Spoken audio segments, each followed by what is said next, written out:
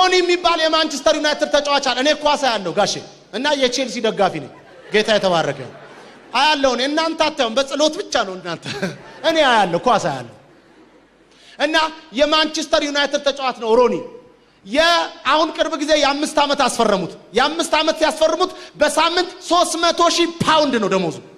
በሳምንት 300,000 ፓውንድ ማለት በወር 12,000 ፓውንድ ነው 120,000 1,200,000 ፓውንድ ሲባዛ በ34 እንኳን ፓውንድ 34 ከሆነ ምናልባት ሲባዛ እንኳን ወደ 40,800,000 ብር አካባቢ ይመጣል ካን ኢማጂን የወር ደሞዙ 40 ሚሊዮን ወይኔ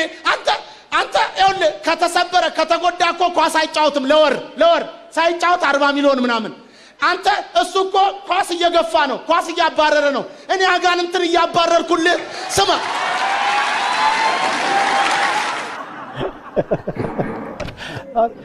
እዲ ቪዲዮን ስታዩን ይሰማል ምክንያቱም